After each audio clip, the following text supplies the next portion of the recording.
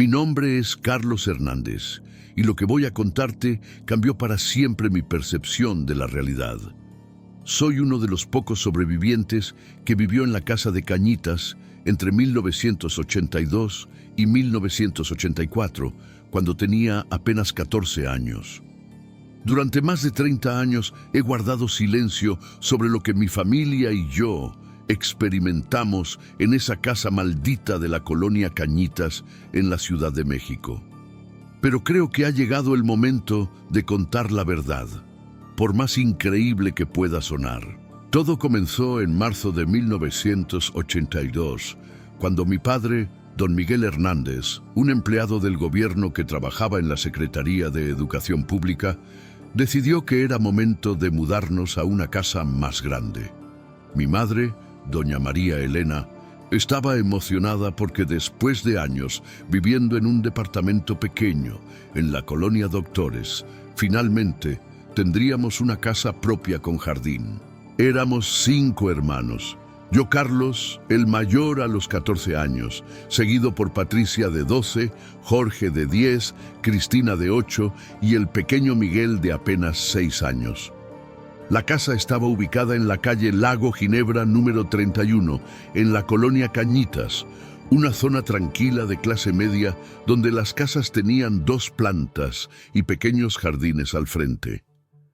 Era una construcción de los años 60, con fachada de ladrillo rojo y ventanas grandes que daban mucha luz natural. Tenía 3 recámaras en la planta alta, una sala amplia, comedor, cocina y un pequeño sótano que se usaba como bodega.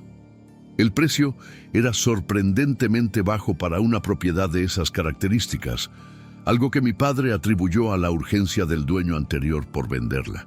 Los primeros meses fueron maravillosos. Recuerdo vívidamente cómo mi madre organizaba las tardes de café con las vecinas, especialmente con doña Carmen Rodríguez, una señora mayor que vivía en la casa de al lado y que siempre tenía historias interesantes que contar sobre el barrio. Mi padre había montado un pequeño taller en el sótano donde reparaba radios y televisores como trabajo extra, y el sonido de sus herramientas se mezclaba con los gritos de nosotros los niños jugando en el jardín. Si quieres conocer más casos paranormales reales como este, suscríbete al canal y activa la campanita, porque lo que viene a continuación podría cambiar tu forma de ver el mundo para siempre. Era octubre de 1982 cuando todo cambió. Patricia había traído de la escuela una tabla Ouija que había comprado en el mercado de San Juan con sus ahorros. Era una tabla de madera pintada de negro con letras doradas y números, acompañada de un pequeño triángulo de madera que servía como indicador. Recuerdo perfectamente que tenía grabado en la parte superior las palabras Mystical Oracle en letras cursivas. Patricia estaba fascinada con las historias que circulaban en su escuela sobre comunicarse con los muertos, y nos convenció a Jorge y a mí de probarla una noche, que nuestros padres habían salido a una posada navideña de la oficina de papá. Era una noche fría del 23 de octubre. Habíamos acostado a Cristina y al pequeño Miguel temprano, y los 3 hermanos mayores nos reunimos en la sala principal, justo frente a la ventana que daba al jardín trasero. Patricia colocó la tabla sobre la mesa de centro de madera maciza que mi padre había comprado de segunda mano y encendimos una sola vela porque había leído en una revista que las comunicaciones espirituales funcionaban mejor con poca luz. Al principio todo parecía un juego inocente.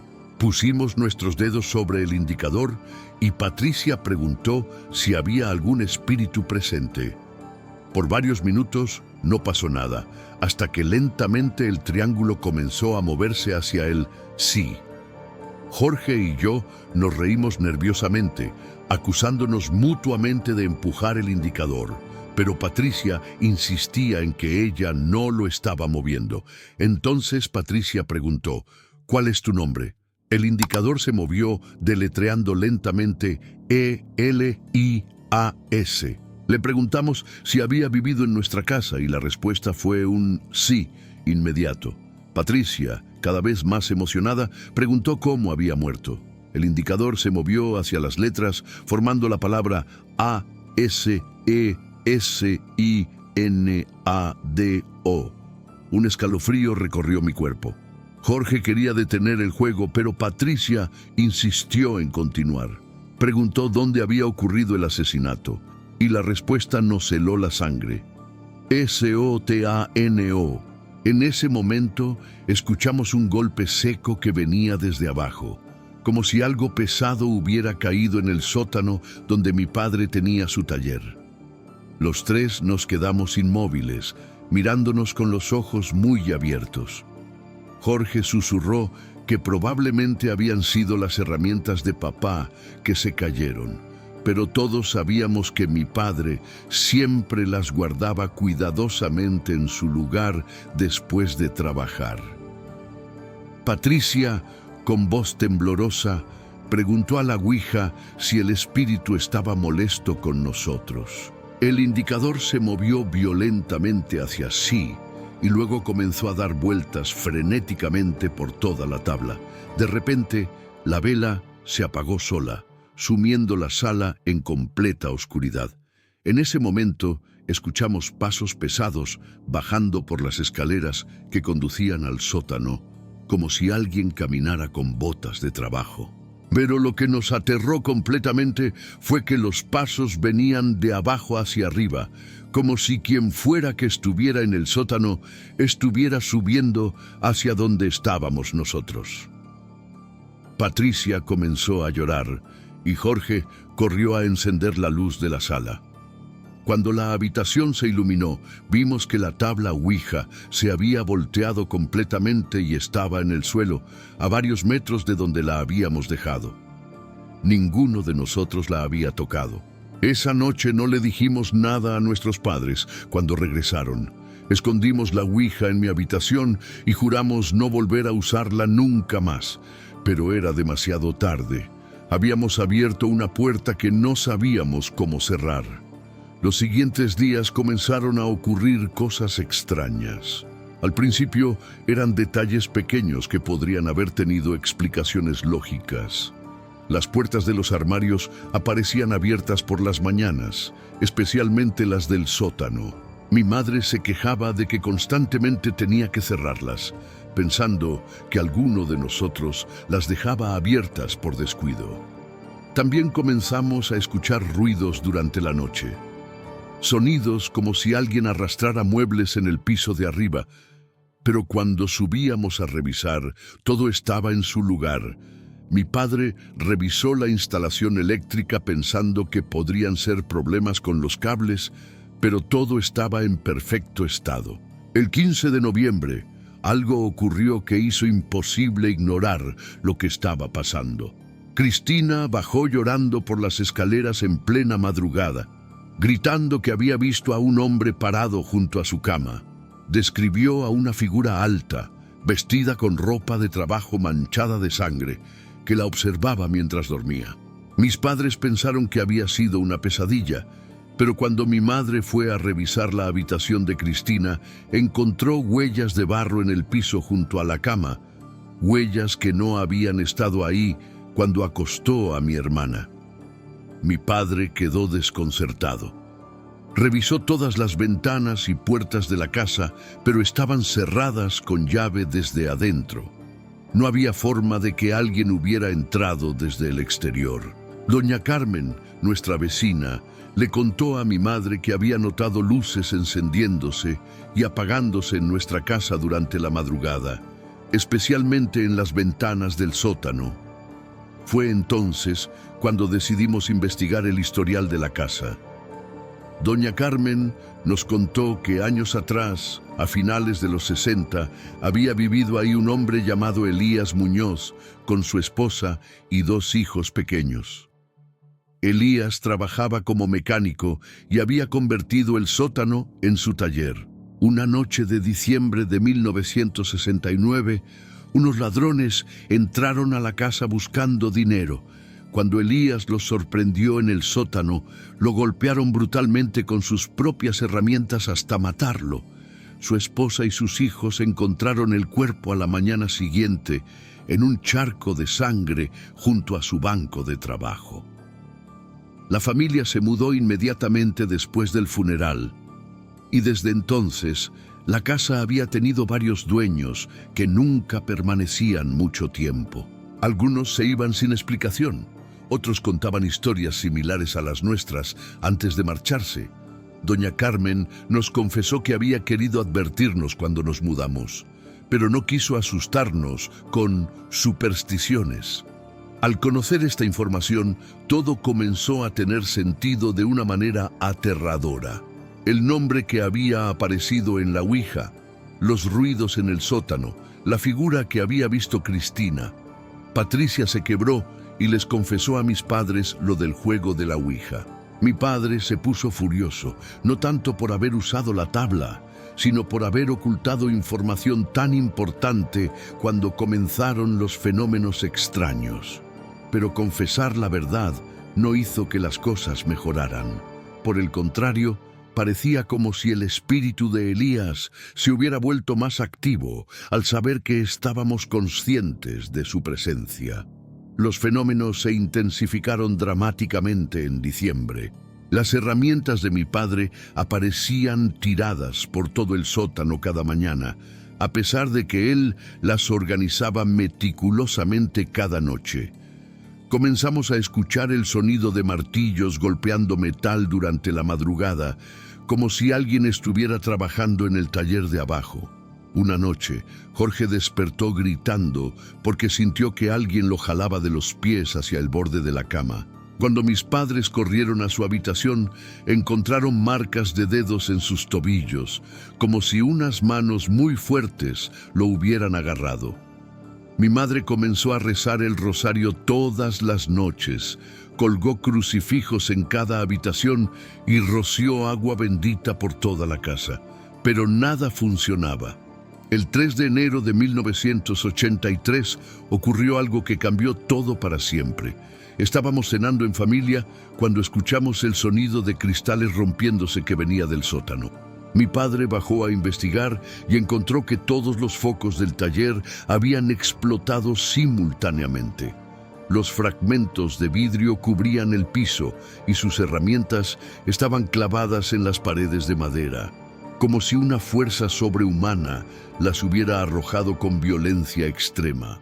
En la pared donde solía estar el banco de trabajo de Elías apareció una mancha oscura que parecía sangre fresca.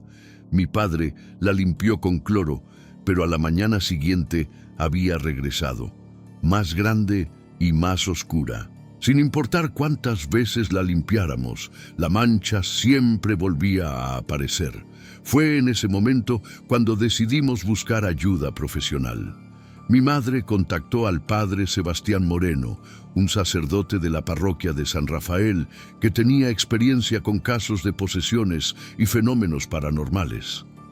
El padre Sebastián era un hombre mayor, de unos 60 años, con cabello completamente blanco y una presencia que irradiaba calma y autoridad espiritual. Cuando el padre Sebastián visitó nuestra casa el 10 de enero, inmediatamente sintió lo que él describió como una presencia muy intensa y perturbada. Realizó una bendición completa de la casa, prestando especial atención al sótano. Durante la ceremonia, las luces comenzaron a parpadear violentamente y escuchamos golpes en las paredes que venían de todas las direcciones. El padre nos explicó que, según su experiencia, el espíritu de Elías estaba atrapado en la casa debido a la violencia de su muerte y su fuerte apego emocional al lugar donde había trabajado y vivido momentos felices con su familia. La Ouija había funcionado como un canal de comunicación que había intensificado su presencia en el plano físico. El padre Sebastián recomendó una serie de misas especiales para el descanso del alma de Elías y nos dio instrucciones específicas sobre oraciones de protección que debíamos recitar diariamente. También nos advirtió que durante el proceso de liberación espiritual, la actividad paranormal podría intensificarse antes de desaparecer completamente. Tenía razón. Durante las siguientes semanas, la casa se convirtió en un infierno. Las apariciones de Elías se volvieron más frecuentes y más visibles. Ya no era solo Cristina quien lo veía. Todos comenzamos a distinguir claramente su figura caminando por los pasillos, especialmente durante las primeras horas de la madrugada. Lo veíamos como un hombre de estatura media, complexión robusta, vestido con un overol azul manchado de grasa y sangre. Su rostro mostraba las marcas de la brutal golpiza que había recibido, y sus ojos tenían una expresión de dolor y confusión que nos partía el corazón. No parecía malvado, sino más bien perdido y desesperado, pero sus manifestaciones físicas se volvían cada vez más violentas. Los objetos volaban por el aire sin explicación. Los platos se rompían solos en la cocina. Las puertas se abrían y cerraban con tal fuerza que llegaron a desprender las bisagras. Una noche, la mesa del comedor se volcó completamente durante la cena, derramando la comida y rompiendo varios platos de la vajilla de mi abuela que mi madre tanto cuidaba. El pequeño Miguel comenzó a mostrar signos de trauma severo. Dejó de hablar durante días y se negaba a quedarse solo en cualquier habitación de la casa. Patricia desarrolló un tic nervioso en el ojo izquierdo y perdió tanto peso que mis padres consideraron llevársela a vivir temporalmente con mi tía en Guadalajara. La situación se volvió insostenible cuando los vecinos comenzaron a quejarse. Don Raúl Vázquez, que vivía en la casa de enfrente, le dijo a mi padre que durante las noches se escuchaban gritos y sonidos de pelea que venían de nuestra casa, pero cuando se asomaba a la ventana veía todas las luces apagadas y no había señales de que estuviéramos despiertos. La señora Esperanza Maldonado, que vivía 3 casas más abajo, aseguró haber visto a un hombre alto caminando por nuestro jardín durante la madrugada, pero cuando llamó a la policía para reportar un posible intruso, los oficiales no encontraron a nadie y todas las puertas y ventanas estaban cerradas desde adentro. Fue el comandante Morales de la delegación Cuauhtémoc quien tomó nuestro caso en serio. Era un hombre experimentado que había visto muchas cosas extrañas durante sus años de servicio y reconoció que lo que estaba ocurriendo en nuestra casa iba más allá de explicaciones convencionales. Nos recomendó contactar al investigador paranormal Carlos Trejo, quien en esa época estaba comenzando a documentar casos similares en la Ciudad de México.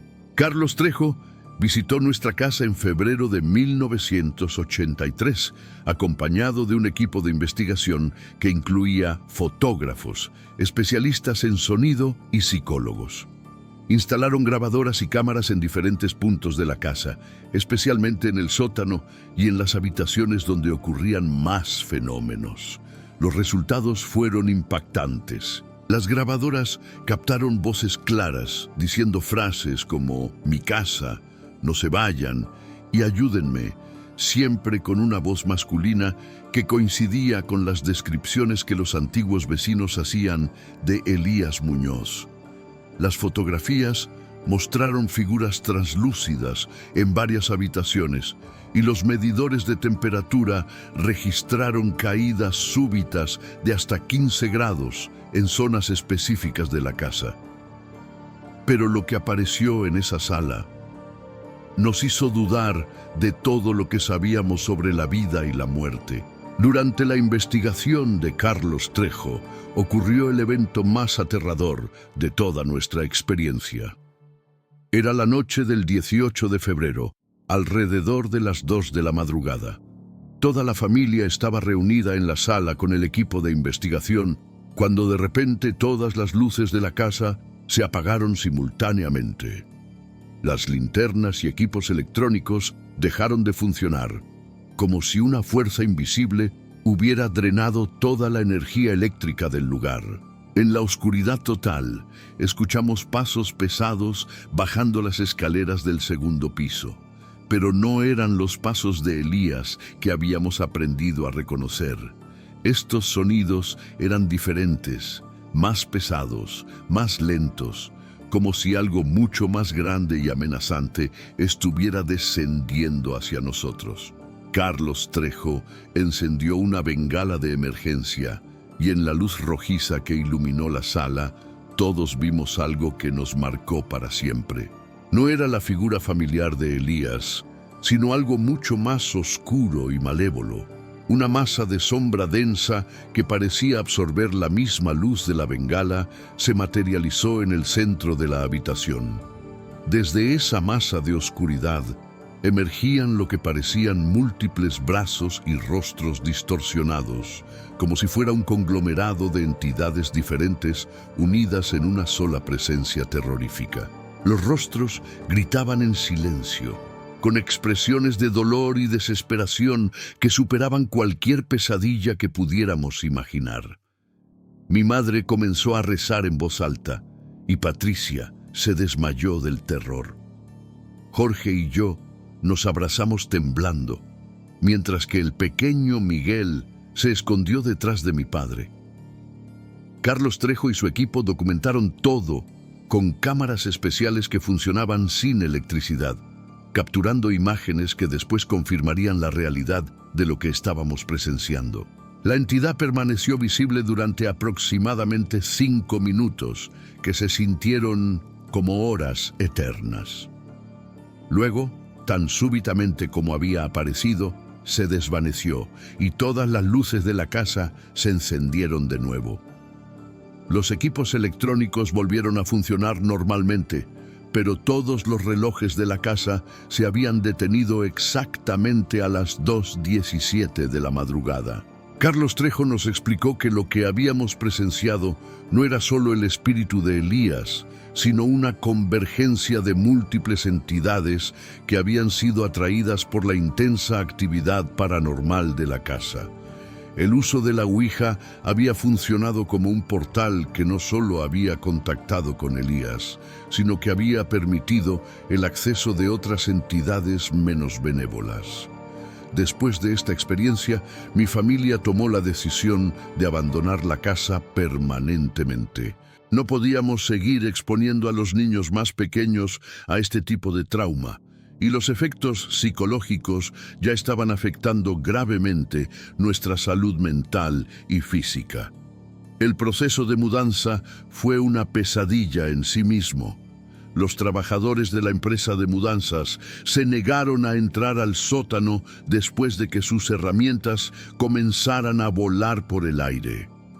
Tuvimos que empacar nuestras pertenencias del sótano nosotros mismos, trabajando siempre en grupos y durante las horas de luz del día. Recuerdo vívidamente el último día que pasamos en la casa.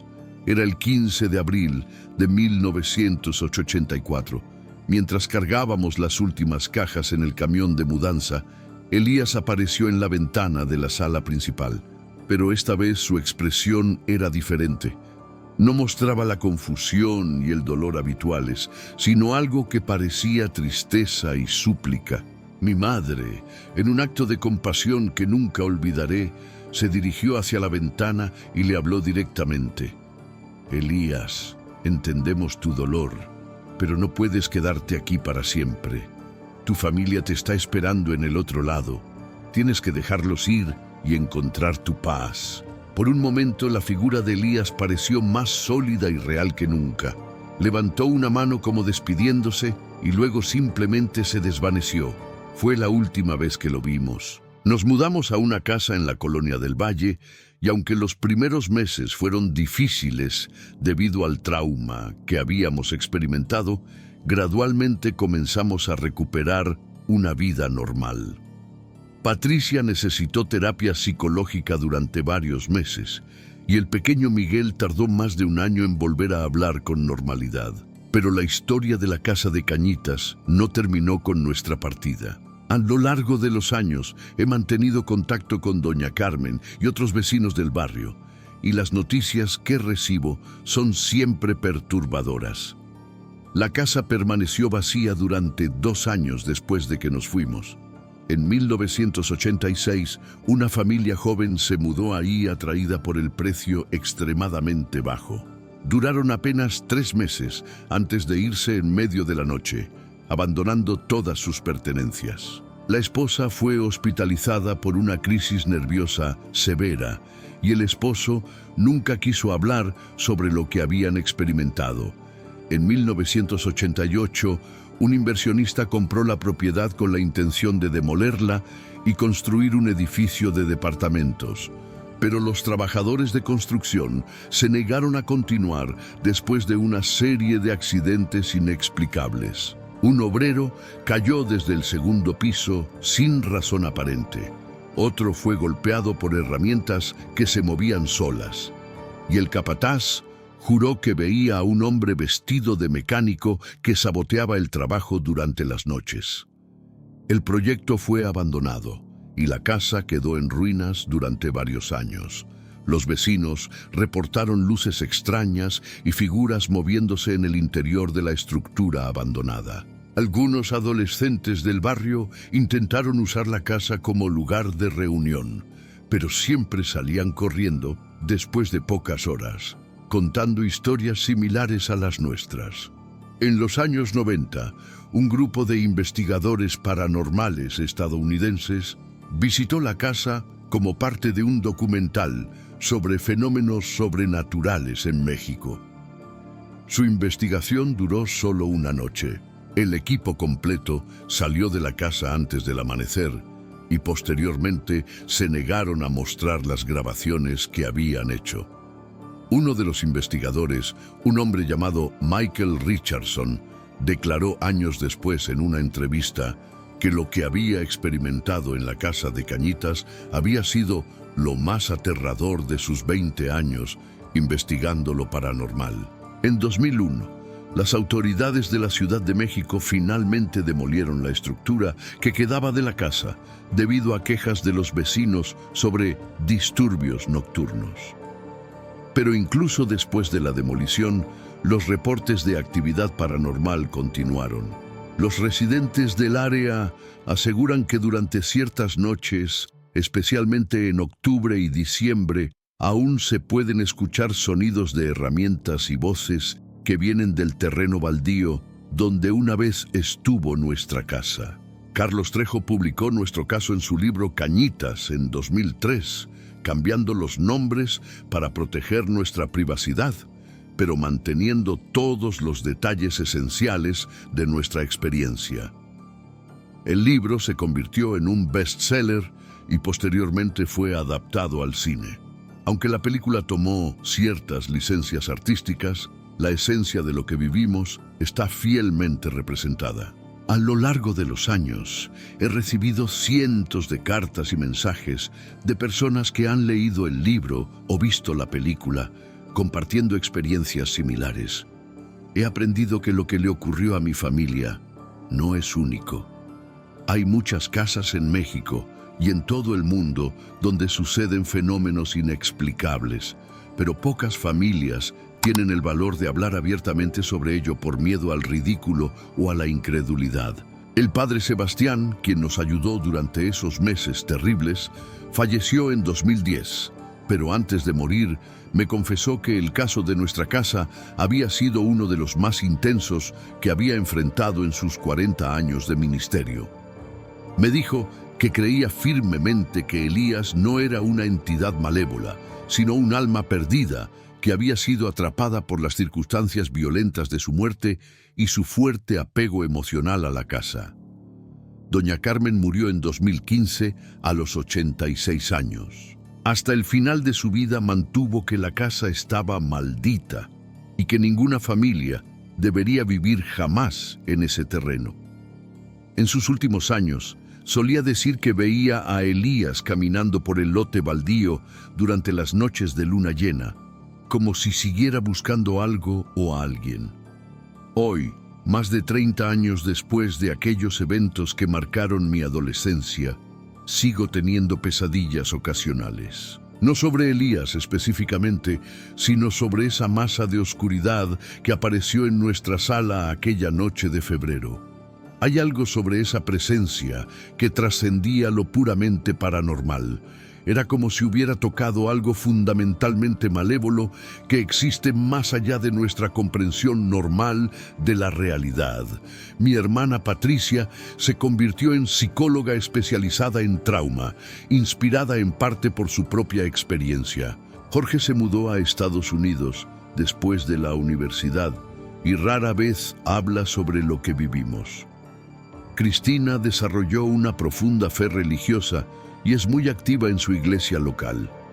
El pequeño Miguel, quien ahora es un exitoso ingeniero, afirma no recordar muchos detalles de aquellos años, aunque reconoce que la experiencia influyó en su decisión de estudiar una carrera completamente racional y lógica.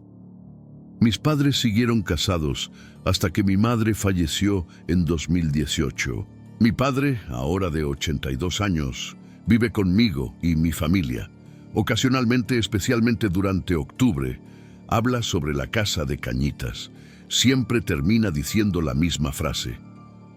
Nunca debimos haber comprado esa casa, pero al mismo tiempo, si no lo hubiéramos hecho, otra familia habría sufrido lo que nosotros sufrimos. He visitado el terreno donde estuvo nuestra casa solo una vez desde 1984. Fue en 2019 cuando decidí escribir mi propio testimonio sobre lo que vivimos. El lote sigue vacío, cubierto de maleza y cercado con alambre de púas.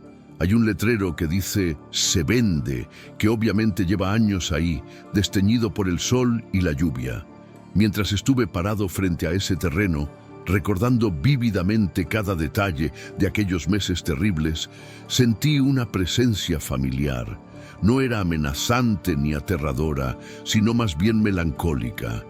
Era como si Elías siguiera ahí, no por maldad, sino porque simplemente no sabía cómo irse. Susurré una oración por su alma y por todas las familias que habían sufrido en ese lugar. Cuando me alejaba, juro que escuché el sonido débil de un martillo golpeando metal, viniendo desde el terreno vacío. Pero cuando me volví para mirar, no había nada más que silencio y maleza. La experiencia de vivir en la casa de Cañitas cambió fundamentalmente mi comprensión de la realidad. Antes de esos eventos, era un adolescente típico preocupado por la escuela, los amigos y los deportes. Después, me convertí en alguien consciente de que existe mucho más de lo que nuestros sentidos pueden percibir normalmente. No me convertí en un investigador paranormal ni dediqué mi vida a estudiar estos fenómenos. En cambio, elegí un camino diferente. Me hice ingeniero como mi hermano Miguel, pero siempre he mantenido una mente abierta sobre los misterios de la existencia. He criado a mis propios hijos con respeto por lo sobrenatural, enseñándoles que hay fuerzas en el universo que no comprendemos completamente, pero que deben ser tratadas con precaución y respeto. A lo largo de los años, varias personas me han preguntado si me arrepiento de haber usado la Ouija aquella noche de octubre. La respuesta es compleja. Por un lado, lamento profundamente el trauma que causó a mi familia, especialmente a mis hermanos menores. Por otro lado, la experiencia nos enseñó lecciones valiosas sobre la unidad familiar, el coraje en momentos de crisis y la importancia de mantener la fe cuando todo parece perdido. También me ha hecho profundamente empático hacia otras personas que han vivido experiencias similares. Sé lo que se siente ser ridiculizado por contar una historia que suena imposible, pero que sabes que es absolutamente cierta. Sé lo que es vivir con el conocimiento de que la realidad es mucho más compleja y misteriosa de lo que la mayoría de las personas están dispuestas a aceptar. En 2020, durante la pandemia, cuando todos estábamos confinados en casa, recibí una llamada de un periodista joven llamado Alejandro Ramírez del periódico El Universal. Estaba escribiendo un artículo sobre casos paranormales históricos en la Ciudad de México y había encontrado referencias a nuestra historia. Me pidió una entrevista para obtener el testimonio directo de alguien que había vivido en la casa de Cañitas. Al principio dudé. Han pasado décadas desde que hablé públicamente sobre esos eventos y parte de mí prefería mantener esos recuerdos en el pasado. Pero después de reflexionarlo, decidí que era importante compartir nuestra experiencia con una nueva generación. Hay demasiadas personas que sufren en silencio experiencias paranormales porque temen no ser creídas. Durante la entrevista, el periodista me preguntó qué consejo le daría a alguien que está viviendo fenómenos similares a los nuestros. Le dije que lo más importante es no enfrentar la situación solo. Busquen ayuda profesional de personas con experiencia en estos temas, ya sean líderes religiosos, investigadores paranormales serios o psicólogos especializados en trauma. No todos los casos son iguales, y lo que funcionó para una familia puede no funcionar para otra. También le recomendé que documenten todo lo que ocurre, mantengan un diario detallado de los eventos, tomen fotografías si es posible, graben sonidos si pueden. No solo para tener evidencia, sino porque el acto mismo de documentar puede ayudar a procesar psicológicamente lo que está ocurriendo. Nosotros nos arrepentimos de no haber llevado un registro más detallado desde el principio. El artículo de Alejandro se publicó en octubre de 2020, exactamente 38 años después de nuestra primera experiencia con la Ouija. Recibí docenas de mensajes de lectores compartiendo sus propias experiencias paranormales. Muchos me agradecieron por tener el valor de hablar abiertamente sobre algo tan personal y aterrador. Uno de esos mensajes me impactó particularmente. Era de una mujer llamada Sandra Morales, cuya familia había vivido en la misma calle que nosotros durante los años 90. Me contó que su hija pequeña, que entonces tenía 5 años, solía jugar con un amigo invisible que describía como un señor con ropa de trabajo que le enseñaba a usar herramientas de juguete.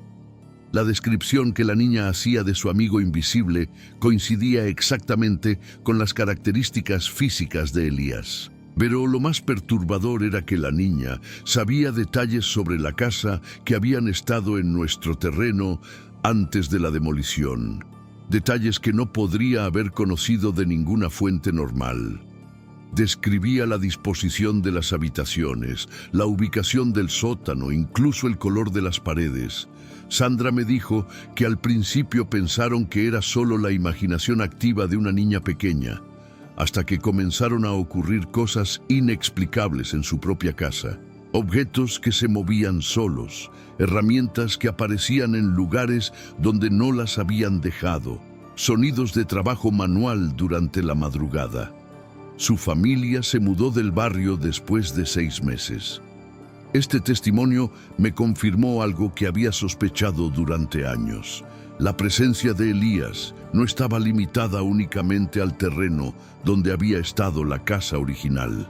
Su influencia se extendía por toda el área circundante, afectando especialmente a familias con niños pequeños, que parecían ser más sensibles a su presencia.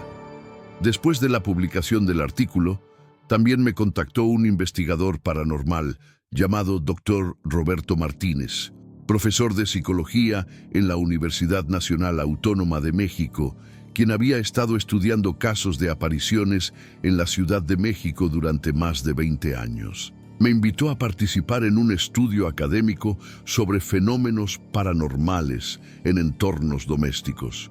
El estudio del Dr. Martínez incluía entrevistas detalladas con testigos, análisis psicológicos para descartar explicaciones médicas o psiquiátricas y revisión de evidencia física documentada. Nuestro caso fue uno de 20 que analizó durante 5 años de investigación. Los resultados del estudio, publicados en 2023, fueron fascinantes. El doctor Martínez encontró patrones consistentes en casos de apariciones domésticas, La mayoría involucraban personas que habían muerto de manera violenta o traumática. Las manifestaciones tendían a intensificarse cuando había niños presentes, y los fenómenos físicos, objetos moviéndose, sonidos, cambios de temperatura, eran más comunes en casas con historia de violencia previa. Pero quizás el hallazgo más interesante fue que en muchos casos, como el nuestro, las apariciones no parecían ser inherentemente malévolas. El doctor Martínez desarrolló una teoría de que estas entidades estaban atrapadas en un estado de confusión emocional, reviviendo constantemente el trauma de su muerte o aferrándose a lugares que habían sido significativos en su vida. Esta perspectiva me ayudó a entender mejor lo que habíamos experimentado con Elías. No era un demonio o una fuerza malévola tratando de lastimarnos deliberadamente. Era un alma perdida, traumatizada por las circunstancias violentas de su muerte, incapaz de encontrar paz o de seguir adelante hacia lo que sea que viene después de la vida. Esto no minimiza el terror que experimentamos o el daño psicológico que sufrió mi familia, pero me dio una perspectiva más compasiva sobre Elías como entidad. Era tanto víctima como perpetrador de los eventos paranormales que nos atormentaron durante esos meses. En 2023, 40 años después de nuestra experiencia original, decidí hacer algo que había estado considerando durante décadas. Contacté a un médium profesional llamada Elena Vázquez, una mujer mayor con una reputación sólida en la comunidad espiritualista de la Ciudad de México. Le pedí que me acompañara al terreno donde había estado nuestra casa. Mi intención era intentar una comunicación final con Elías, no para exigir respuestas o confrontarlo, sino para ofrecerle la ayuda espiritual que tal vez necesitaba para encontrar paz. Elena accedió, pero me advirtió que después de tantos años, la presencia podría haberse debilitado o podría haber evolucionado de maneras impredecibles. También me recordó que no hay garantías en este tipo de comunicaciones y que debíamos estar preparados para cualquier resultado. Visitamos el terreno una tarde de octubre, casi exactamente 41 años después de nuestra primera experiencia con la Ouija. Elena no usó ningún instrumento especial, solo se sentó en silencio en el centro del lote vacío y se concentró en intentar percibir cualquier presencia espiritual. Después de varios minutos, Elena abrió los ojos y me dijo que definitivamente había una presencia en el área, pero que era muy diferente de lo que había esperado encontrar. Describió una energía que se sentía cansada y confundida, como alguien que había estado perdido durante mucho tiempo y ya no recordaba claramente por qué no podía irse. Elena comenzó a hablar en voz alta, dirigiéndose directamente a Elías. Le explicó que habían pasado muchos años desde su muerte, que su familia terrena ya había pasado al otro lado y lo estaba esperando, y que era tiempo de dejar ir su apego a este lugar y seguir adelante hacia la luz. Durante varios minutos no pasó nada. Luego, gradualmente, comencé a sentir un cambio en la atmósfera del lugar. Era difícil de describir, pero era como si una tensión que había estado presente se estuviera liberando lentamente. Elena continuó hablando con voz suave y compasiva, ofreciendo palabras de perdón y comprensión. Después de aproximadamente media hora, Elena se quedó en silencio y permaneció inmóvil durante varios minutos más. Finalmente, abrió los ojos y me miró con una expresión de paz. «Se ha ido», me dijo simplemente. Finalmente encontró su camino a casa. No hubo manifestaciones dramáticas ni confirmaciones sobrenaturales de lo que Elena había percibido. Pero algo en el aire había cambiado definitivamente. El terreno se sentía diferente, más liviano, como si una carga pesada hubiera sido finalmente removida. Regresé al área varias veces durante los meses siguientes, y la diferencia era notable. Ya no sentía esa presencia melancólica que había percibido durante mi visita anterior. El lugar se sentía como cualquier terreno baldío normal, sin la carga emocional que había llevado durante décadas. También me mantuve en contacto con algunos de los vecinos antiguos que aún vivían en el área. Doña Carmen Jr., la hija de nuestra antigua vecina, me confirmó que desde finales de 2023 no había habido más reportes de actividad extraña en la zona. Las luces inexplicables, los sonidos nocturnos, las figuras avistadas por transeúntes, todo había cesado. Por supuesto, no puedo probar científicamente que Elena logró ayudar a Elías a cruzar hacia el otro lado. Pero basándome en mi experiencia personal y en los cambios observables en el área, creo firmemente que algo significativo ocurrió durante esa sesión. Esta experiencia me enseñó una lección final importante sobre los fenómenos paranormales. A menudo, lo que percibimos como aterrador o malévolo puede ser simplemente el resultado del dolor y la confusión de entidades que están tan perdidas como nosotros. En lugar de responder únicamente con miedo, también podemos responder con compasión. Esto no significa que debemos ser ingenuos o incautos cuando enfrentamos lo desconocido. Los fenómenos paranormales pueden ser genuinamente peligrosos, especialmente para niños o personas psicológicamente vulnerables. Pero entender las posibles motivaciones detrás de estas manifestaciones puede ayudarnos a abordarlas de manera más efectiva y humana.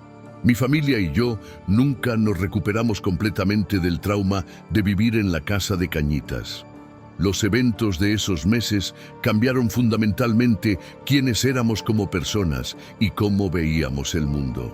Pero con el tiempo, también nos dimos cuenta de que la experiencia nos había enseñado lecciones valiosas sobre el coraje, la unidad familiar, la importancia de buscar ayuda cuando la necesitamos y la complejidad de la existencia humana.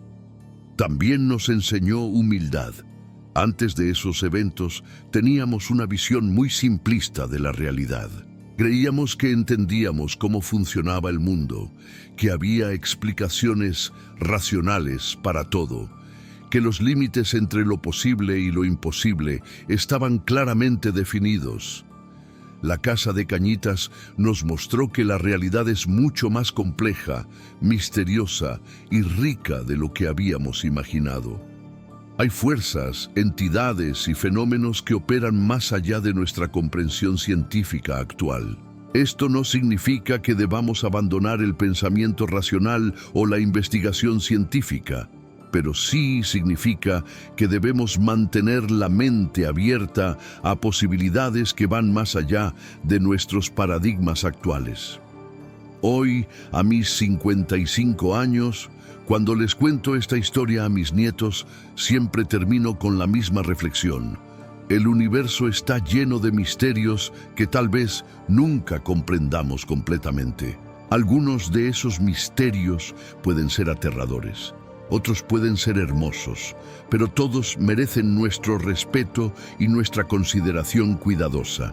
La historia de la casa de Cañitas es, en última instancia, una historia sobre la intersección entre el mundo de los vivos y el mundo de los muertos, entre lo conocido y lo desconocido, entre el miedo y la compasión. Es una historia que ha marcado mi vida durante más de 4 décadas y que seguirá siendo parte de quién soy hasta el día que yo mismo cruce hacia el otro lado. Si esta historia te estremeció tanto como a mí revivirla, déjame un comentario contando si has vivido algo paranormal. Comparte este video para que otros conozcan la verdad sobre la casa de Cañitas. Y si quieres más historias reales de terror, suscríbete porque tengo muchas más que te harán cuestionar todo lo que creías saber sobre la realidad. Recuerda que hay más entre el cielo y la tierra de lo que nuestra filosofía puede explicar. Y a veces, esas fuerzas desconocidas tocan nuestras vidas de maneras que jamás olvidaremos. Pero hay algo más que nunca había contado públicamente antes, algo que ocurrió años después de que abandonáramos la casa y que confirma que nuestra conexión con Elías y los eventos de Cañitas no terminaron cuando nos mudamos. Es una parte de la historia que he mantenido en secreto durante décadas, pero creo que es importante compartirla ahora para que la gente entienda que los fenómenos paranormales pueden tener consecuencias que se extienden mucho más allá del lugar donde ocurren inicialmente. En 1989, 5 años después de nuestra mudanza, mi hermana Patricia se casó con un joven ingeniero llamado Roberto Sandoval. La boda fue hermosa, celebrada en la iglesia de San Rafael, donde el padre Sebastián había oficiado las misas especiales por el alma de Elías. Patricia parecía haber superado completamente el trauma de nuestra experiencia en Cañitas. Había terminado sus estudios de psicología con excelentes calificaciones y estaba comenzando una nueva vida llena de esperanza y amor. Roberto era un hombre práctico y escéptico que conocía nuestra historia pero nunca la había tomado muy en serio. Para él, lo que habíamos vivido tenía explicaciones racionales que simplemente no habíamos considerado. Creía que el estrés familiar, la sugestión colectiva y tal vez algunos problemas estructurales de la casa vieja habían creado la ilusión de fenómenos paranormales. La pareja se mudó a un departamento moderno en la colonia Condesa, un lugar completamente nuevo, sin historia previa, construido apenas 2 años antes. Todo parecía perfecto para el inicio de su matrimonio, pero 3 meses después de la boda, Patricia me llamó en estado de pánico. Me contó que Roberto había comenzado a tener pesadillas muy específicas y perturbadoras. En sus sueños, se encontraba en el sótano de una casa vieja, donde un hombre vestido con overol de trabajo le enseñaba a usar diferentes herramientas. El hombre en los sueños nunca hablaba directamente, pero Roberto podía entender que se llamaba Elías y que había sido asesinado en ese lugar. Lo más inquietante era que Roberto despertaba cada mañana con conocimientos sobre reparaciones y trabajos manuales que nunca había tenido antes. Roberto era ingeniero de sistemas, acostumbrado a trabajar con computadoras y software. Nunca había mostrado interés o habilidad para trabajos de mecánica o carpintería. Pero después de estas pesadillas, podía diagnosticar problemas en automóviles solo escuchando el motor, reparar electrodomésticos descompuestos sin consultar manuales y realizar trabajos de plomería con una precisión que asombraba incluso a profesionales experimentados. Patricia estaba aterrada porque las descripciones que Roberto hacía del hombre en sus sueños coincidían exactamente con las apariciones de Elías que habíamos visto en Cañitas. Roberto describía los mismos overoles manchados, la misma complexión física, incluso las mismas heridas faciales que nosotros recordábamos. Cuando Patricia le contó a Roberto sobre la similitud entre sus sueños y nuestras experiencias pasadas, él inicialmente se resistió a creer que hubiera alguna conexión. Pero los sueños se volvieron más frecuentes y más vívidos. Roberto comenzó a despertar con las manos manchadas de grasa, a pesar de no haber tocado ninguna herramienta o maquinaria. Encontraba herramientas en su departamento que no recordaba haber comprado. Siempre herramientas específicas que Elías habría usado en su trabajo como mecánico. La situación se volvió insostenible cuando Roberto comenzó a caminar dormido durante la noche. Patricia lo encontraba en el sótano del edificio, trabajando en reparaciones menores, con herramientas que había bajado sin recordar cómo. Cuando lo despertaba, Roberto no tenía memoria de haber bajado al sótano o de haber hecho ningún trabajo. Decidimos que era necesario buscar ayuda especializada nuevamente. Contactamos al padre Sebastián, quien ahora tenía más de 70 años, pero aún continuaba con su ministerio de casos especiales. El padre nos explicó que lo que le estaba ocurriendo a Roberto era algo llamado transmisión espiritual, donde una entidad puede transferir conocimientos, recuerdos o incluso aspectos de su personalidad a una persona viva, especialmente a través de conexiones familiares. El padre Sebastián teorizó que Elías había desarrollado un vínculo especial con nuestra familia durante los meses que convivimos en la casa. Cuando Patricia se casó con Roberto, este vínculo se extendió hacia él, especialmente porque Roberto era un hombre joven trabajador, similar a como había sido Elías en vida. Realizamos una serie de sesiones de oración específicas para cortar estos vínculos espirituales.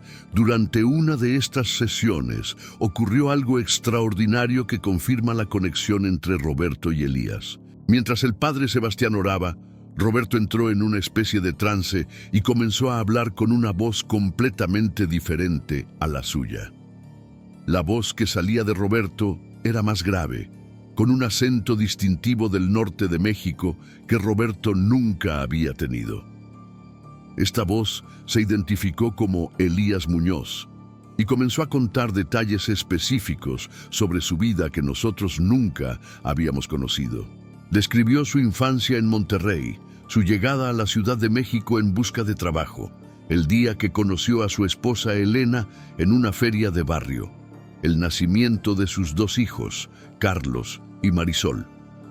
Pero lo más impactante fue cuando la voz de Elías, a través de Roberto, comenzó a describir la noche de su asesinato con detalles que nunca habían sido reportados en los periódicos. Contó sobre los 3 hombres que entraron a su casa, sobre cómo había tratado de proteger a su familia escondiéndose en el sótano, sobre los últimos momentos de su vida cuando rogó por misericordia mientras los ladrones lo golpeaban con sus propias herramientas. Elías explicó que después de su muerte había quedado atrapado en la casa porque no podía aceptar que había fallado en proteger a su familia. Su esposa Elena había desarrollado problemas mentales severos después del trauma y sus hijos habían sido enviados a vivir con familiares en Monterrey. Elena murió en un hospital psiquiátrico apenas 2 años después del asesinato, sin haber logrado recuperarse completamente del shock. La culpa y el dolor de Elías por no haber podido salvar a su familia lo habían mantenido atado al plano terrenal. Durante años había vagado por la casa, reviviendo constantemente los eventos de esa noche terrible, incapaz de encontrar paz o de reunirse con Elena y sus hijos en el más allá. A través de Roberto, Elías nos pidió perdón por el miedo y el dolor que había causado a nuestra familia.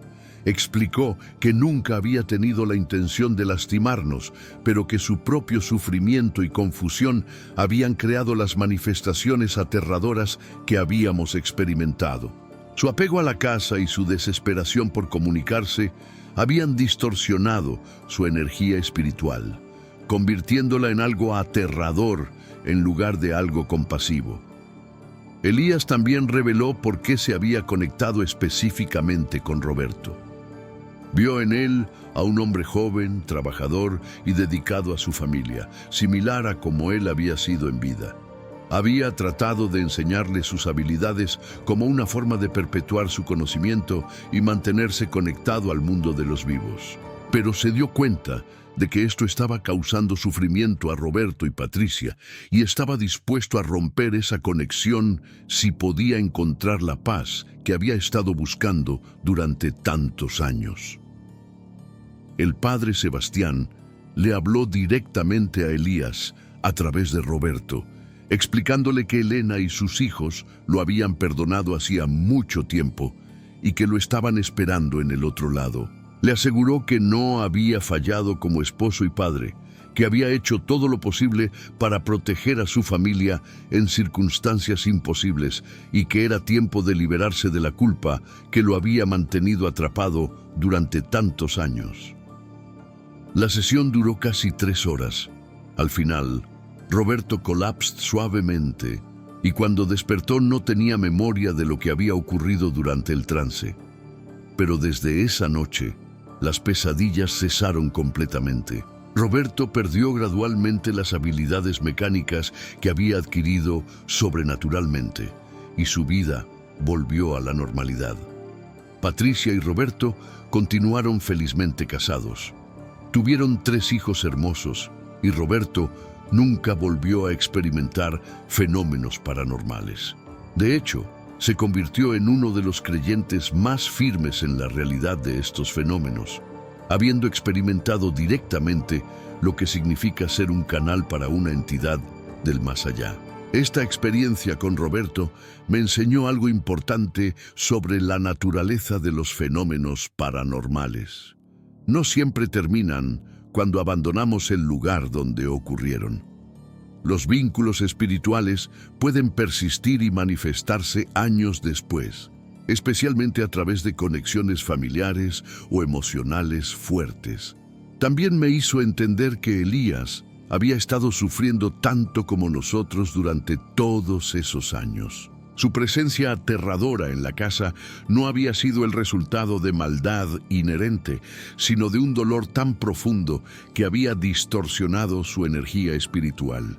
En cierto sentido, él también había sido víctima de las circunstancias que lo mantuvieron atrapado en ese estado. En 1995 decidí investigar más profundamente la historia de Elías y su familia. Contraté a un investigador privado para que rastreara qué había pasado con Elena y los niños después del asesinato. Los registros que encontramos fueron desgarradores. Elena Muñoz, nacida Elena Rodríguez, había sido internada en el Hospital Psiquiátrico de la Castañeda apenas 6 meses después de la muerte de su esposo. Los reportes médicos describían un caso severo de trauma postraumático que había evolucionado hacia una psicosis completa. Elena había desarrollado la creencia delirante de que Elías seguía vivo y que regresaría a casa cada noche después del trabajo. Todos los días se levantaba temprano para preparar el desayuno de Elías, ponía su lugar en la mesa y se sentaba a esperarlo. Cuando el trabajo social le explicaba que Elías había muerto, Elena se ponía violenta y tenía que ser sedada. Los médicos nunca lograron hacerla aceptar la realidad de la muerte de su esposo. Elena murió en 1971, apenas 2 años después del asesinato de Elías. La causa oficial de muerte fue falla cardíaca, pero los reportes médicos sugerían que simplemente había perdido la voluntad de vivir. Una enfermera que la había cuidado escribió en sus notas que Elena había muerto llamando el nombre de Elías con su último aliento. Los hijos de Elías y Elena, Carlos y Marisol, habían sido enviados a vivir con los abuelos maternos en Monterrey inmediatamente después de la tragedia. Carlos, que tenía 8 años en el momento de la muerte de su padre, desarrolló problemas de comportamiento severos y tuvo dificultades en la escuela durante años. Marisol, que tenía apenas 5 años, aparentemente se adaptó mejor, pero según los reportes familiares, nunca volvió a hablar sobre sus padres. Carlos Muñoz se convirtió en mecánico automotriz, siguiendo la profesión de su padre, pero según los registros que pude encontrar, desarrolló problemas con el alcohol que arruinaron varios matrimonios y empleos. Murió en 1992 en un accidente automovilístico en las afueras de Monterrey. Tenía apenas 31 años. Marisol se casó joven y se mudó a Estados Unidos con su esposo. Cambió su apellido y aparentemente cortó todos los vínculos con su familia mexicana. Nunca regresó a México y, según la información que pude obtener, nunca habló con sus propios hijos sobre la tragedia que había marcado su infancia. Conocer el destino completo de la familia de Elías me llenó de una tristeza profunda. No había sido solo Elías quien había sufrido. Toda su familia había sido destruida por la violencia de esa noche. Elena había muerto de dolor. Carlos había luchado toda su vida contra demonios psicológicos que nunca pudo vencer. y Marisol había tenido que reinventarse completamente para escapar del trauma de su pasado. Esta información también me ayudó a entender por qué Elías había tenido tanta dificultad para encontrar paz. No era solo su propia muerte violenta lo que lo atormentaba, sino el conocimiento de que su familia había sido destruida como consecuencia de su muerte. Su culpa no era solo por no haber podido protegerlos esa noche, sino por todas las consecuencias terribles que su muerte había causado en sus vidas. Decidí hacer algo que tal vez habría debido hacer años antes. Contraté al mismo investigador para encontrar la tumba de Elena en Monterrey. Cuando la encontré era un pequeño nicho en un cementerio público, marcado solo con una placa simple que decía Elena Rodríguez de Muñoz, 1935-1971. Descanse en paz. Viajé a Monterrey con Patricia y visitamos la tumba de Elena. También encontramos la tumba de Carlos en el mismo cementerio, en una sección diferente. Llevamos flores a ambas tumbas y dijimos oraciones por sus almas. Patricia lloró al ver las fechas en las lápidas y darse cuenta de lo jóvenes que habían muerto tanto Elena como Carlos. En la tumba de Elena dejé una carta que había escrito para Elías. En la carta le contaba todo lo que habíamos descubierto sobre su familia y le aseguraba que habíamos entendido su dolor. Le pedía que encontrara la paz, sabiendo que habíamos perdonado cualquier miedo o sufrimiento que nos había causado, y que esperábamos que pudiera reunirse finalmente con Elena y Carlos en el más allá. También le conté sobre Roberto y Patricia, sobre cómo su conexión con nuestra familia había resultado en algo hermoso, un matrimonio sólido y amoroso que había producido 3 niños maravillosos. En cierto sentido, a través de su influencia en Roberto, Elías había ayudado a crear nueva vida y nuevas oportunidades de felicidad. Cuando regresamos a la Ciudad de México, decidí hacer una última visita al terreno donde había estado nuestra casa en Cañitas. Esta vez llevé a Patricia conmigo. Era la primera vez que ella regresaba al área desde que nos mudamos en 1984. Patricia se mostró nerviosa durante todo el viaje, pero cuando llegamos al terreno vacío, ambos sentimos algo diferente. Ya no había la presencia melancólica que yo había percibido en visitas anteriores. El lugar se sentía verdaderamente en paz, como si una carga que había pesado sobre él durante décadas finalmente hubiera sido levantada. Patricia se acercó al centro del terreno y habló en voz alta, dirigiéndose a Elías como si pudiera escucharla. Le agradeció por haber sido gentil con Roberto durante sus encuentros en sueños, por haber compartido sus conocimientos sin causar daño y por haber encontrado finalmente el camino hacia la paz. También le pidió que cuidara a Elena y Carlos en el más allá y que supiera que su familia terrena en Monterrey siempre lo recordaría con amor. Esa fue la última vez que cualquier miembro de mi familia visitó el terreno de Cañitas. En 2010, finalmente se construyó un pequeño conjunto de departamentos en el lote.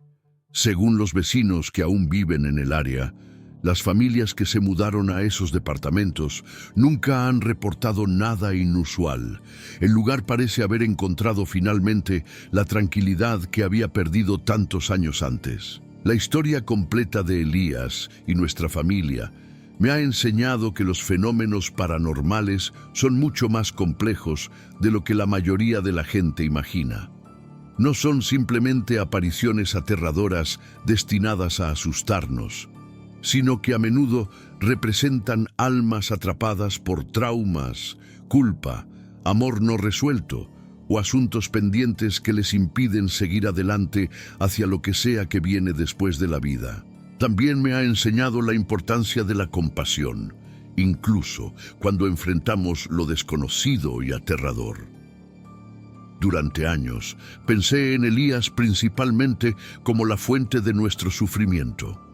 Pero al conocer su historia completa y entender el dolor que lo había mantenido atrapado, pude desarrollar empatía por él como alma sufriente que necesitaba ayuda para encontrar paz. Esta perspectiva no minimiza el trauma real que experimentamos o sugiere que debemos ser ingenuos cuando enfrentamos fenómenos paranormales. Algunos casos pueden involucrar entidades genuinamente malévolas que requieren enfoques más agresivos de protección y liberación. Pero en muchos casos, como el nuestro, la clave para la resolución puede estar en entender las motivaciones y necesidades de las entidades involucradas. El caso de Roberto también me enseñó que las conexiones espirituales pueden tener aspectos positivos, además de los negativos. Aunque las experiencias iniciales de Roberto fueron perturbadoras, las habilidades que adquirió temporalmente le sirvieron bien en años posteriores. Se convirtió en un esposo y padre muy hábil para las reparaciones domésticas, y a menudo bromeaba diciendo que Elías le había dado un curso intensivo gratuito en mantenimiento del hogar. Más importante aún, la experiencia fortaleció el matrimonio de Patricia y Roberto. Enfrentar juntos algo tan extraordinario y desafiante los unió de una manera que probablemente no habría sido posible a través de experiencias normales de la vida. Su relación se construyó sobre una base de confianza absoluta y comprensión mutua que los ha sostenido a través de décadas de matrimonio.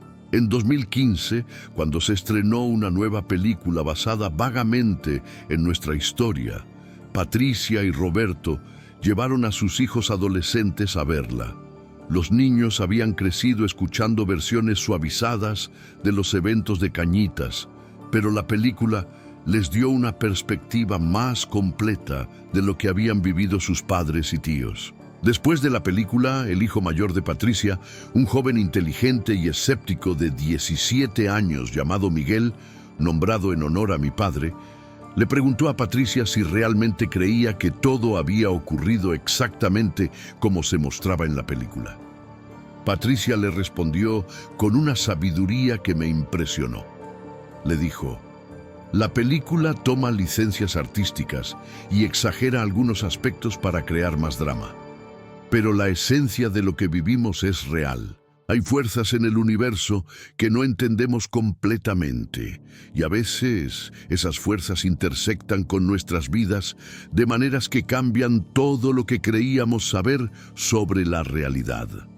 Lo importante no es si cada detalle es exactamente como lo muestran, sino estar abiertos a la posibilidad de que existe mucho más de lo que podemos ver o explicar. Esta conversación me hizo reflexionar sobre mi propia relación con nuestra historia a lo largo de los años. He contado estos eventos cientos de veces a familiares, amigos, investigadores, periodistas y ahora a ustedes. Cada vez que cuento la historia, algunos detalles pueden variar ligeramente, influenciados por el paso del tiempo, las emociones del momento o la audiencia específica. Pero hay aspectos centrales que nunca cambian, porque están grabados indeleblemente en mi memoria. El terror que sentimos durante esos meses, la realidad de los fenómenos que presenciamos, el impacto duradero que tuvieron en nuestras vidas y la comprensión gradual de que habíamos estado compartiendo nuestro hogar con un alma atormentada que necesitaba ayuda para encontrar paz. Estos elementos fundamentales son tan reales hoy como lo fueron hace 40 años. El tiempo puede afectar los detalles específicos, pero no puede borrar la verdad esencial de lo que experimentamos como familia. En 2020, durante los primeros meses de la pandemia, cuando todos estábamos confinados en nuestras casas, recibí un mensaje inesperado a través de las redes sociales. Era de una mujer llamada Esperanza Muñoz, que se identificaba como la sobrina de Elías. Era hija de un hermano menor de Elías, que había vivido en Guadalajara durante los eventos de 1969. Esperanza me contó que había visto el artículo sobre nuestra historia publicado en El Universal y había reconocido inmediatamente a su tío en las descripciones. Su familia nunca había hablado mucho sobre la tragedia que había befallen a Elías, Elena y los niños, pero ella había crecido escuchando historias sobre su tío Elías, a quien describían como un hombre trabajador, devoto a su familia y especialmente hábil con las herramientas. Esperanza compartió conmigo fotografías familiares de Elías, que confirmaron visualmente lo que habíamos estado describiendo durante años. Las fotos mostraban a un hombre de complexión robusta, sonrisa amable, siempre vestido con ropa de trabajo, rodeado de herramientas en lo que claramente era su taller casero. Era exactamente como lo habíamos visto Patricia, Roberto y yo en diferentes momentos a lo largo de los años. Pero Esperanza también me dio información que añadió una nueva dimensión a nuestra comprensión de Elías. Me contó que después de la muerte de Elena y la separación de los niños, la familia extendida había tratado de mantener viva la memoria de Elías, organizando misas anuales en su honor cada diciembre, en el aniversario de su muerte.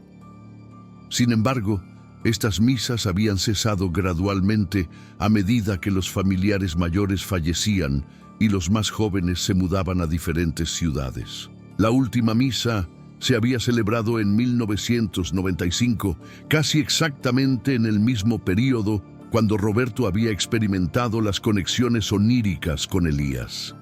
Esperanza me preguntó si estaría dispuesto a unirme a ella en organizar una misa especial en honor de Elías, Elena y Carlos, para que finalmente pudieran recibir las oraciones familiares que habían dejado de recibir durante las últimas décadas. La idea me conmovió profundamente e inmediatamente acepté. Organizamos la misa para diciembre de 2020, exactamente 51 años después del asesinato de Elías. Se celebró en la misma iglesia de San Rafael, donde el padre Sebastián había oficializado tantas ceremonias relacionadas con nuestro caso. Aunque el padre Sebastián había fallecido años antes, el nuevo párroco, padre Miguel Ángel, conocía nuestra historia y accedió a oficiar una misa especial. Asistieron aproximadamente 30 personas, familiares de Elías que viajaron desde Guadalajara y Monterrey. Algunos de los vecinos originales de Cañitas que aún estaban vivos, Patricia y Roberto con sus hijos, varios de mis hermanos con sus familias y Carlos Trejo, quien había documentado originalmente nuestro caso. Durante la misa, Esperanza leyó una biografía corta de Elías que había compilado basándose en recuerdos familiares. Describió a un hombre que había llegado a la Ciudad de México lleno de sueños, de proporcionar una vida mejor para su familia, que había trabajado incansablemente para comprar la casa en Cañitas y que había muerto defendiendo el hogar que había construido con tanto esfuerzo. También leyó una carta que había escrito Marisol, la hija de Elías, que vivía en Estados Unidos. Aunque Marisol no pudo asistir a la misa, había enviado una carta hermosa en la que perdonaba oficialmente a cualquiera que hubiera estado involucrado en la muerte de su padre y expresaba gratitud hacia nuestra familia por haber mantenido viva su memoria durante tantos años. Al final de la misa, cada persona presente encendió una vela en honor de Elías, Elena y Carlos. Mientras las llamas iluminaban la iglesia, sentí una sensación de completitud que no había experimentado desde el día que Elena, la médium, había declarado que Elías finalmente había encontrado su camino a casa. Después de la misa, Esperanza me entregó algo que me emocionó hasta las lágrimas: una pequeña caja de herramientas que había pertenecido a Elías. Su hermano la había guardado durante décadas como recuerdo, y Esperanza sentía que debía estar en mis manos, como representante de la familia que había compartido los últimos años de la presencia espiritual de Elías en la tierra. La caja contenía herramientas básicas: martillos, destornilladores, llaves inglesas, alicates. Todas mostraban signos de uso frecuente y cuidado meticuloso. En la tapa interior de la caja, Elías había pegado una fotografía pequeña de Elena con los niños, tomada probablemente poco antes de su muerte. Cuando llegué a casa esa noche, coloqué la caja de herramientas en mi propio taller casero, un pequeño espacio en el garaje donde realizo reparaciones menores. Desde entonces, cada vez que uso mis propias herramientas, pienso en Elías y en la conexión misteriosa que nos unió durante tantos años. Han pasado más de 3 años desde esa misa especial y puedo decir con certeza que la historia de Elías finalmente ha encontrado su conclusión apropiada. Ya no siento la necesidad de visitar el terreno en Cañitas, ya no tengo pesadillas sobre los eventos que vivimos y ya no cargo con la sensación de que hay asuntos pendientes que resolver.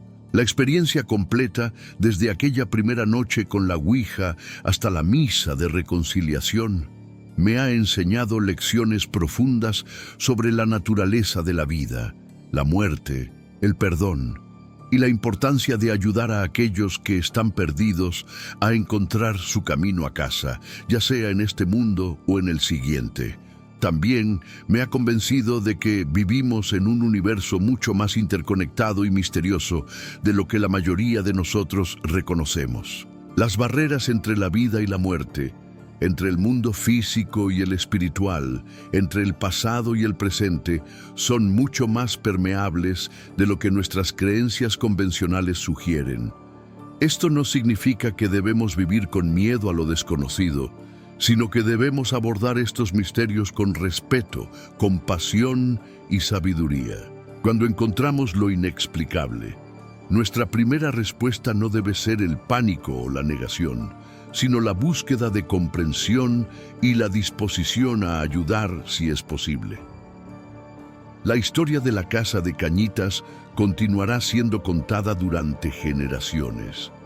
Se ha convertido en parte del folclore urbano de la Ciudad de México, una historia que se susurra en reuniones familiares y se comparte entre amigos durante noches oscuras. Algunos detalles inevitablemente se distorsionarán con el tiempo, como ocurre con todas las leyendas. Pero espero que el mensaje central perdure, que detrás de cada historia de terror paranormal hay seres que una vez fueron humanos, con sus propios amores, pérdidas, esperanzas y temores. Merecen nuestra comprensión tanto como nuestro respeto, y a veces, con paciencia y compasión, podemos ayudarlos a encontrar la paz que han estado buscando durante tanto tiempo. Esta es mi historia, la historia de mi familia. Y la historia de Elías Muñoz, un hombre cuya muerte violenta lo ató a nuestro mundo durante décadas, pero cuya memoria ahora descansa en paz, gracias a la comprensión, el perdón y el amor que finalmente pudo recibir de aquellos que lo conocieron en vida y en muerte. Que su alma y las almas de Elena y Carlos descansen finalmente en la paz eterna que tanto merecían. La casa maldita de Cañitas, el caso paranormal más escalofriante de México. Si quieres conocer más casos paranormales reales como este, suscríbete al canal y activa la campanita, porque lo que voy a contarte podría cambiar tu forma de ver el mundo para siempre. Mi nombre es Carlos Hernández y lo que voy a contarte cambió para siempre mi percepción de la realidad. Soy uno de los pocos sobrevivientes que vivió en la casa de Cañitas entre 1982 y 1984, cuando tenía apenas 14 años. Durante más de 30 años he guardado silencio sobre lo que mi familia y yo experimentamos en esa casa maldita de la colonia Cañitas en la Ciudad de México. Pero creo que ha llegado el momento de contar la verdad, por más increíble que pueda sonar. Todo comenzó en marzo de 1982, cuando mi padre, don Miguel Hernández, un empleado del gobierno que trabajaba en la Secretaría de Educación Pública, decidió que era momento de mudarnos a una casa más grande. Mi madre, doña María Elena, Estaba emocionada porque después de años viviendo en un departamento pequeño en la colonia Doctores, finalmente tendríamos una casa propia con jardín. Éramos 5 hermanos. Yo, Carlos, el mayor a los 14 años, seguido por Patricia de 12, Jorge de 10, Cristina de 8 y el pequeño Miguel de apenas 6 años. La casa estaba ubicada en la calle Lago Ginebra número 31, en la colonia Cañitas, una zona tranquila de clase media, donde las casas tenían 2 plantas y pequeños jardines al frente. Era una construcción de los años 60, con fachada de ladrillo rojo y ventanas grandes que daban mucha luz natural. Tenía 3 recámaras en la planta alta, una sala amplia, comedor, cocina y un pequeño sótano que se usaba como bodega. El precio era sorprendentemente bajo para una propiedad de esas características, algo